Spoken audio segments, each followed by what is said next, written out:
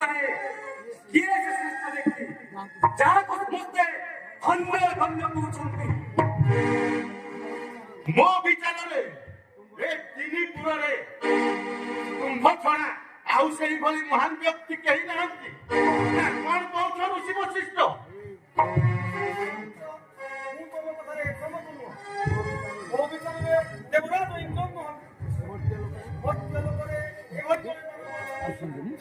ସତ୍ୟ ନ୍ୟାୟ ଏବଂ ନିଃସ୍ୱାର୍ଥପର ଦାନ ଦେବାର ସମସ୍ତ ଅଧିକାର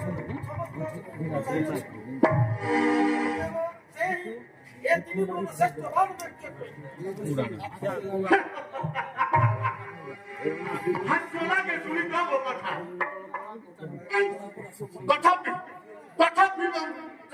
ଶୁଣିବାକୁ ଚାହେଁ କିଏ ସେହି ବ୍ୟକ୍ତି?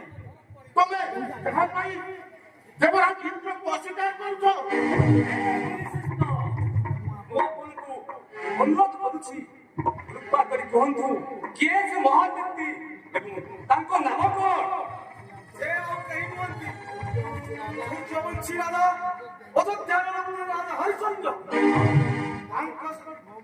ମୋ ମତରେ ତାଙ୍କ ପରି ସତ୍ୟ ନ୍ୟାୟ ଧର୍ମ ଏବଂ ଦାନରେ ଆଉ କେହି ସମକକ୍ଷ ହୋଇପାରିବେ ନାହିଁ।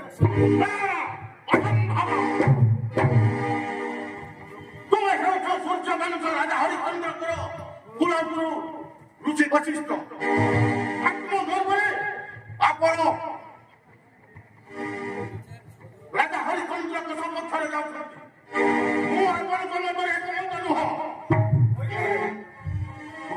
ହୋଇପାରେ ମୁଁ ତାଙ୍କର କୁଳଗୁରୁ, ତଥାପି ମତେ ଭଲ ମନ ଖବର ମୋ ଠାରୁ ଅଧିକ ଆଉ କିଏ କହିପାରିବ?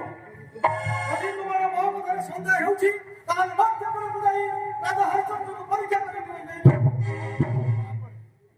ରାଜା ହରିଶ୍ଚନ୍ଦ୍ର ଯାଅ।